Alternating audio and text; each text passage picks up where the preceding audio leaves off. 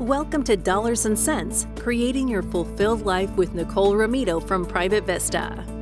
In this podcast, we draw from years of experience as well as guest specialists to help you create the life you imagine. Join us in this journey as we enlighten and empower you to align your lifestyle to help you achieve your goals with a clear picture of your future. Now, let's get to the show. Hello and welcome to Dollars and Cents with your host, Nicole Ramito. Nicole, what's going on? Hey, Eric, I am so excited today because I am here with one of my favorite colleagues, Randy Porzel, and we are going to have a lot of fun while we share a lot of great info. And Randy is in studio. You guys have a podcasting studio. The two of you are sitting down talking. I'm excited. What are you talking about today? We are going to talk about investment strategy and given all the things that are going on in the market today, what you should and should not be doing. All right. I'm all ears. Take it away. Great. Well, before we dive in, as everyone knows, I've got my favorite colleague with me here today, Randy Porzel. Randy, would you tell us, tell our listeners, I'm obviously aware, a little bit about your experience and what your role is at Private Vista? Sure. Yeah. So hi, everyone. I am one of our partners here at Private Vista and one of our senior advisors. Got a little bit of a fun story. I actually started here in 2006 as an intern, and I've worked through pretty much every role that we've had here at Private Vista until I began advising clients, and now I'm helping lead the firm. So it's been a lot of fun over the last 16 years. It sure has, but I feel like every time you tell that story, another year gets added on to it. It does, because I'd say it once a year. So yeah, we do I that. think your starting point also bumps up, mister. And outside of helping our clients here at Private Vista, what do you like to do for fun? And I have the privilege of knowing your wonderful family. So why don't you tell our listeners a little bit about Jenny and the kids and what you guys like to do? Yeah. So coming up on 10 years of marriage next month with Jennifer, we have two kids, Matthew, who's 7, Brooklyn, who's 4. We love to go downtown to Chicago, see Navy Pier. We're members at some of the museums. And then other than that, I spent a lot of time on a couple charity boards. I myself am visually impaired, which Nicole, you know. So I've dedicated a lot of my time to raising money for people with visual impairments. I was recently president of the Darien Lions Club, and I've sat on the board for the Chicago Lighthouse for the Blind, where we help other blind people as well. So it's been a lot of fun doing that and kind of trying to relay that message to my kids that we live in a world where we're all really blessed and we do what we can to give back to those who maybe not be as fortunate as us. Well, gosh, with all that you're doing, both work-wise and personal-wise, it sounds like, what do you sleep? Maybe an hour a night? Oh, no, I know. I get a good 4 to 5 hours. All right. Well, hopefully you had a restful night last night, so you'll be able to share some of your wisdom and knowledge with our listeners today. Absolutely. So why don't we go ahead and get to kind of the meat of our conversation today? It's certainly, Randy, you and I have been working together many years now. This is not our first bear market that we've been through with our clients. What are some of the things when you're talking with people that you want to share with our listeners that that you want them to be aware about during market times that we're experiencing now? So for starters, I like to think about taking us back to when we first started the financial planning process with whatever client or person that we're talking with. I'd like to take them back and say, some of the first questions that we ask when we sit down with a client are, what's important to you? Tell me about your family and your hobbies and your goals and your dreams. And that's where I want people to revert back to when they're feeling anxious in the market, because ultimately that's what's really important. And then leave the decisions to us as far as how do we make sure that the money works to support all those goals. But for people to be worried about, money in this time, we really try to just revert back to the beginning and what we focused on. And really what that comes down to is when people are building their own life plan, what do they want their life to look like? Very seldom will you hear people talk about accumulating the most money that they possibly can, or how many things can they buy. They're really going to talk about experiences, and that's where we really want people's focus point to be on. And I kind of think about a few different types of people when we're going through these bear markets. So you have your first group of people that I would say these are investors that have been out of college for 10 years or so, or less than 10 years. this is new environment to them. They have not experienced a bear market like this. Sure, during COVID, we had the market fall, but if you blinked, that would have been something that you would have missed. Whereas today, some of the investors are experiencing this for the first time, and it's really important to sit down with them and talk about the longer term and the advantage of compound returns and how their money can make money. And that's really where we want to have their focus. And then on the opposite end of the spectrum, we have people who maybe are living on their portfolios in retirement. And we've built a design around that to be able to have a cash reserve that you can live on while the market is experiencing this volatility. And so we encourage people to live on that cash reserve. And at the same time, retired people have been through this. They've seen the Great Recession in 2008. They saw 9/11. They were investors during Y2K and the tech bubble in 2000. And they've seen hyperinflation in the 80s. So, it's kind of funny when you ask a millennial today or even any younger investor who's saying, oh my gosh, I can't believe interest rates for my mortgage are above 5%. Well, go ask someone who was buying a house or getting a mortgage back in the 80s when they were happy to get a 15% rate. That'll put everything into perspective.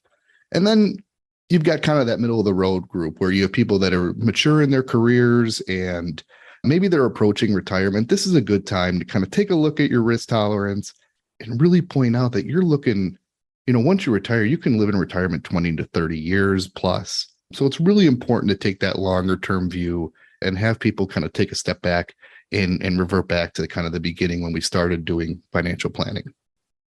That's great. Those are all great points. And I love that you, delineated kind of the different phases of life that you may be in. As we are going down to bear markets, and even maybe, like you said, if it's people going through their first bear market, or maybe it's their first bear market with you as their advisor, I have to imagine even though you've laid the groundwork and normalized that down markets are part of your regular investment cycle.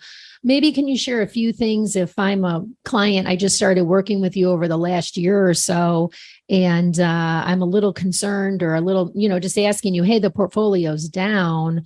What are you doing, or should I be doing something differently, Randy? Yeah. So there's a few things that we want everybody to be, no matter where you are in your life cycle, we want everyone thinking about certain things. So the first thing is rebalancing the portfolio. So sounds real simple. A lot of people in their 401ks will have a button that says automatic rebalance. And so what does this mean? Well, ultimately, what rebalancing is, it's in a little bit of trying to take the emotion out of things.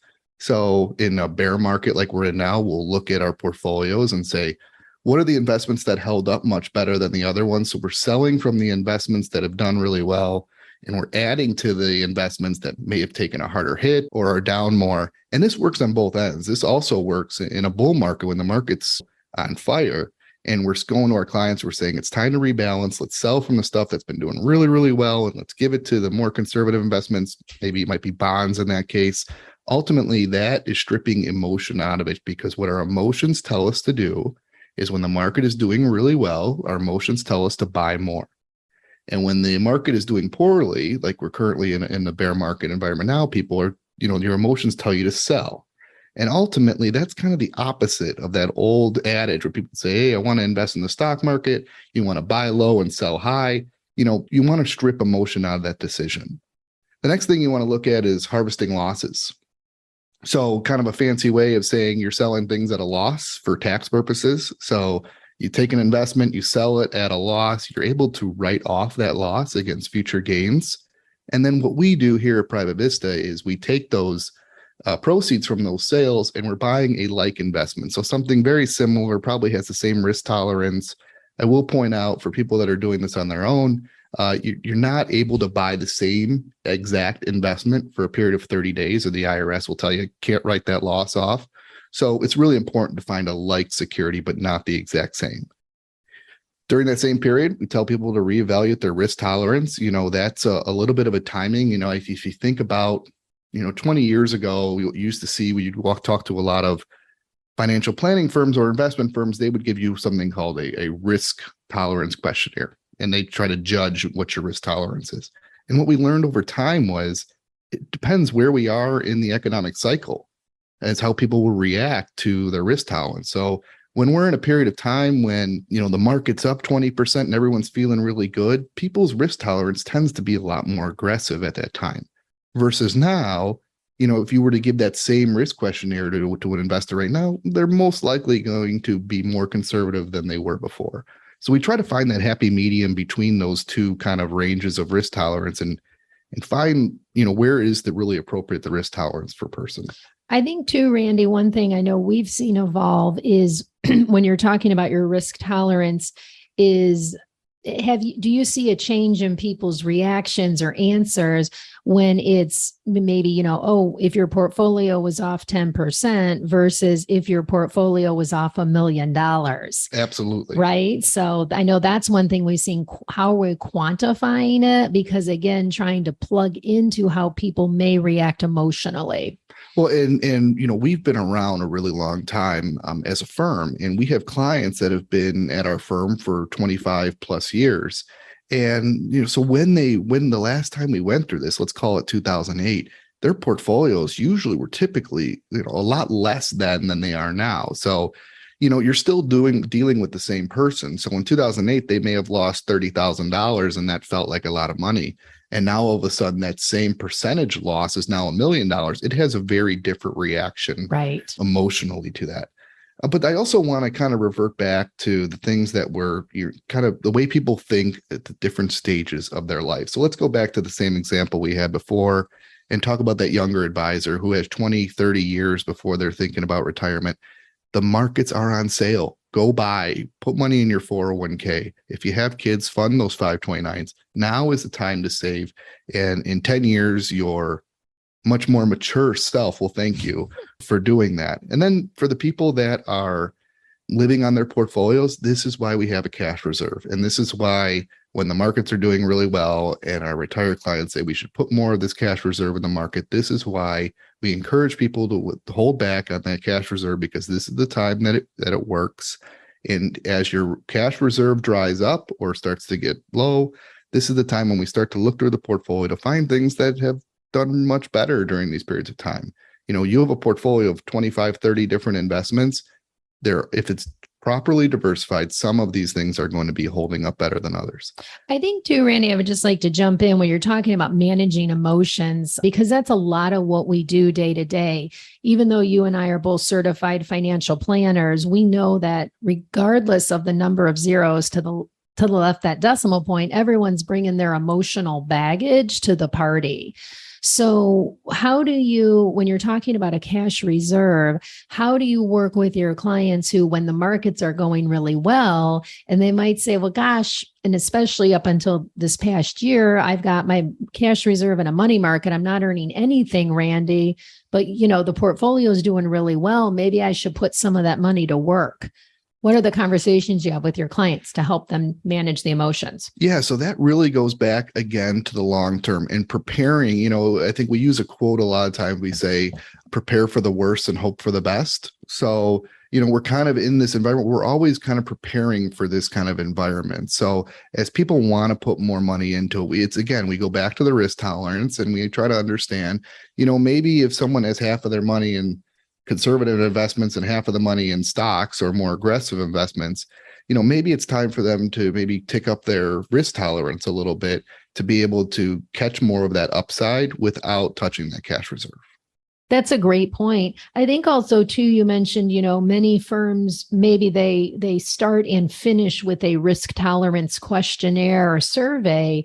I know one of the things we're really proud of and that we love about Private Vista is our approach to it's so much more than the risk tolerance questionnaire.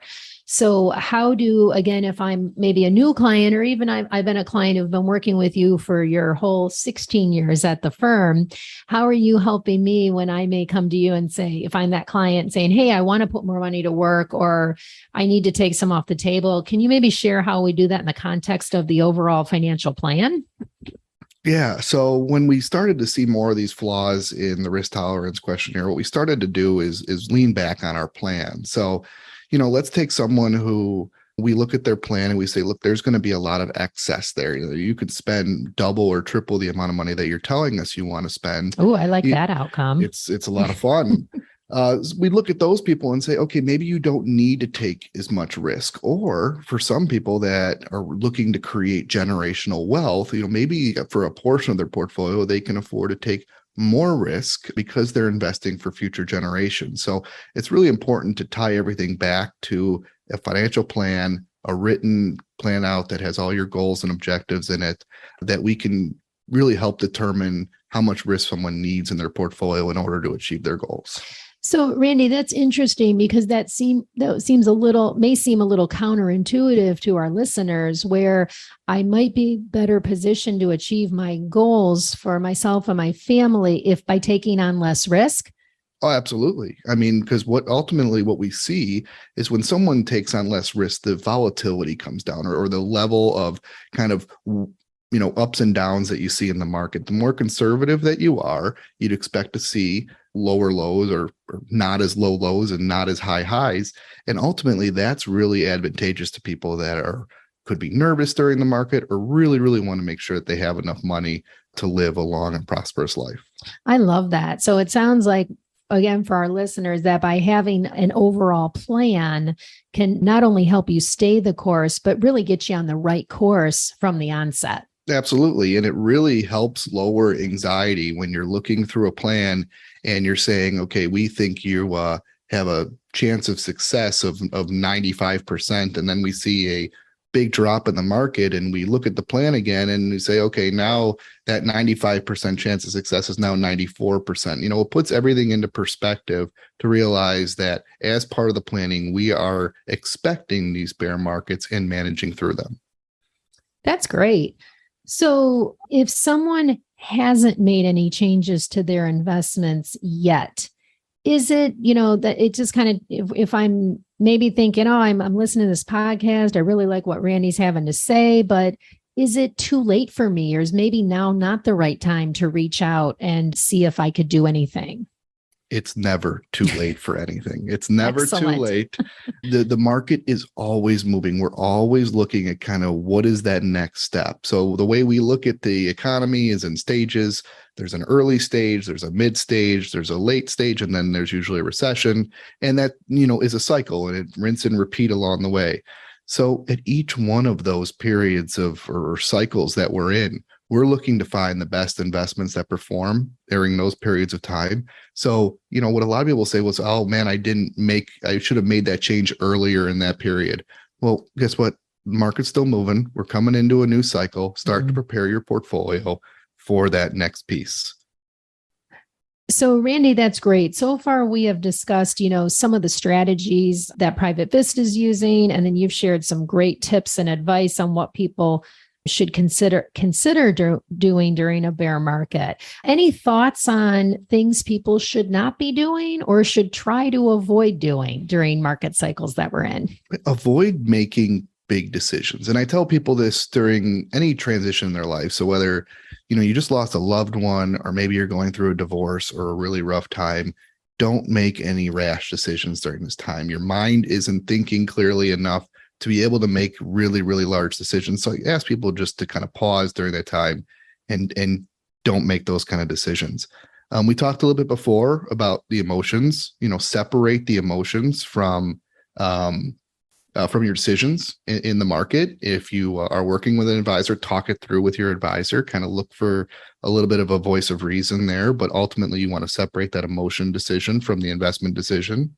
And then something else I think about is, for people that are watching the markets every single day, if that starts to actually dictate your mood, where you go home and you're not fun to be around, or you can't sleep, it might be time to just put that away for a little while and take a pause. Let's not go a day and don't look at the markets for a day. And it's tough. And today with the technology and social media, it's really hard to avoid. It seems like everywhere you go, you see this, but you need to take a step back, because the last thing we'd want is to have someone's emotions or relationships being dictated by the success or less than success in the markets. I agree. And I know both of us, when talking with clients, we have said, clients are like, what what should I do or what can I do? I've heard both of us say, you know what, don't log in to our client portal or don't open the statement if you're still getting, paper statements sent. And they're like, well, what do you mean? Shouldn't I be aware of my situation?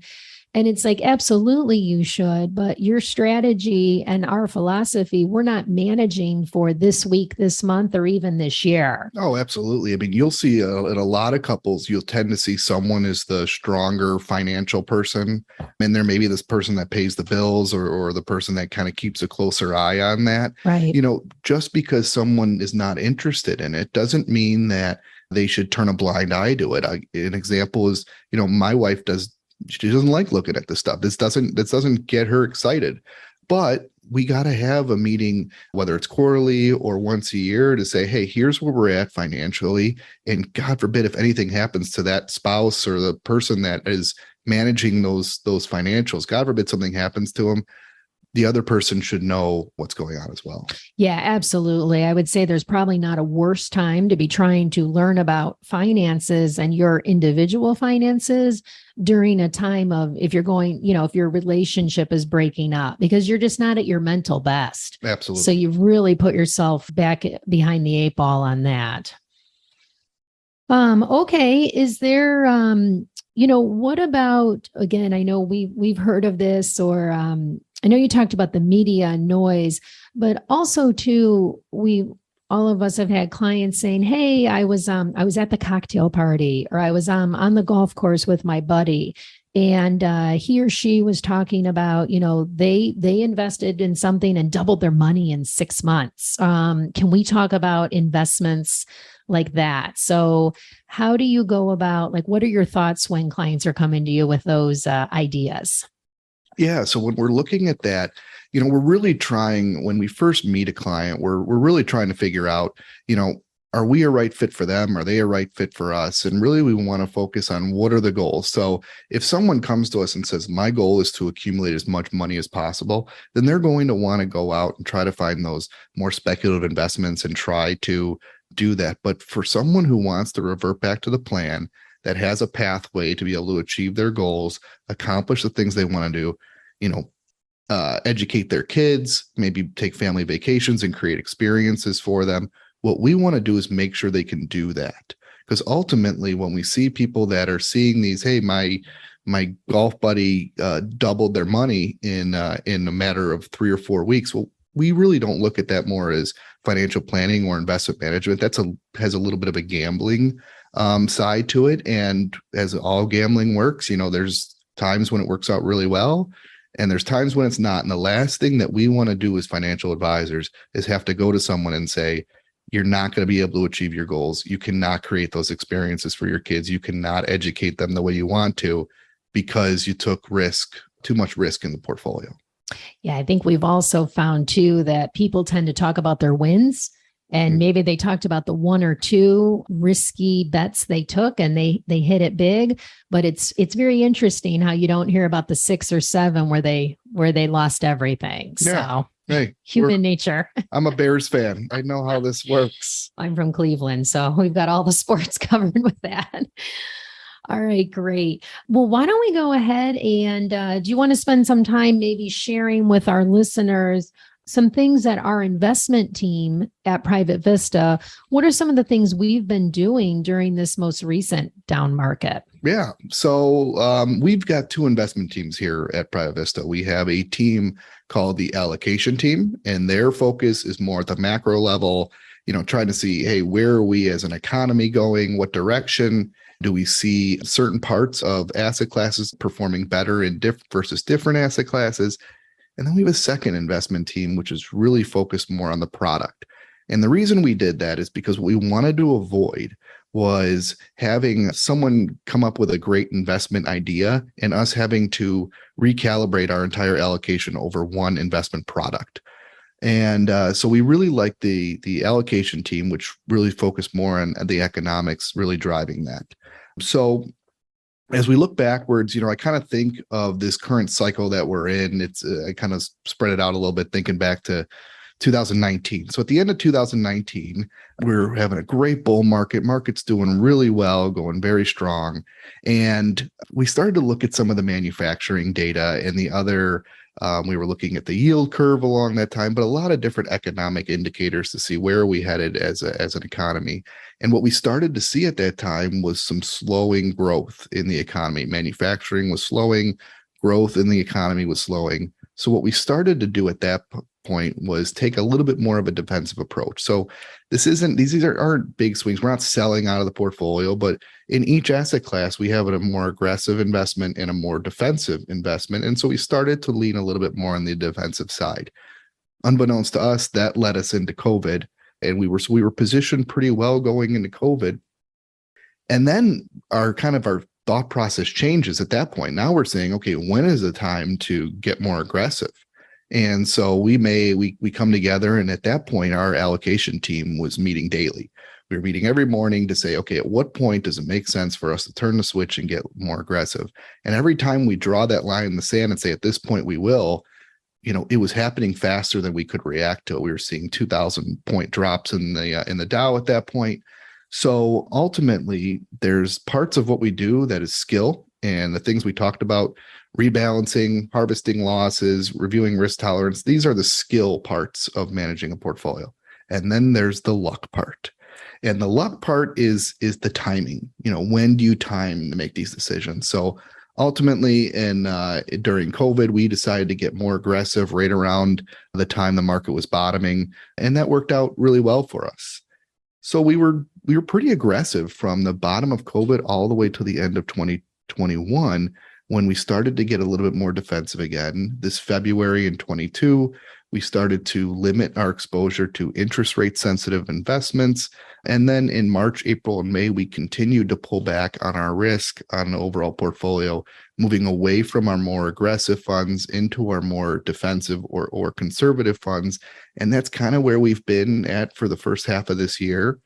You look backwards, and it's really been able to help during those periods of time. And now what we're tasked with is finding at what point do we want to get more aggressive and find the asset classes that perform best in the current environment that we're in. Yeah, those are all great insights. And I know we have been really counting on our two investment teams to kind of, stay on top of everything that's going on, and certainly stick to our overall strategy, where we're still firm believers in asset allocation and then the diversification. But it doesn't mean that you just set it and forget it. So, the markets continue to evolve, the world continues to evolve, and people's lives continue to evolve. Oh, absolutely. I mean, we see there's, the people, we meet a lot of clients that say, why don't I just go to Vanguard and buy a bunch of investments? And really what we see is there are different parts of the environment and the economics that perform differently at different times. And it's good to have a professional there, helping make those decisions and help navigating those waters, which can be very confusing during times. Yes. Well, Randy, I know you and I could really just spend all day, if not days or weeks, talking about this and talking with one another. I want to thank you so much for sharing your time, some of your insights, and some of your wisdom with our listeners. And before we go and wrap up, we got one question we ask all our guests. And if, no time constraints, no family constraints, money, anything like that, where would you most like to live and why? Oh boy. Well, my wife and I are big fans of very warm destinations, yes. Specifically islands.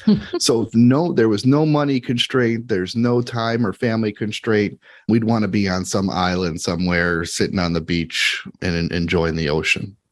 Great. Well, I'll be right there with you guys. So we share that in common as well. All right. Thank you, Randy, so much for sharing your time, some of your wisdom, and some of your observations and experience with us. Really appreciate it and enjoyed our conversation today. Absolutely. Thanks for having me. Well, Nicole and Randy, this has been fantastic. Randy, you're a great guest, man. We need to have you back. Thank you so much for being here. And like Nicole said, sharing, just a bit about yourself.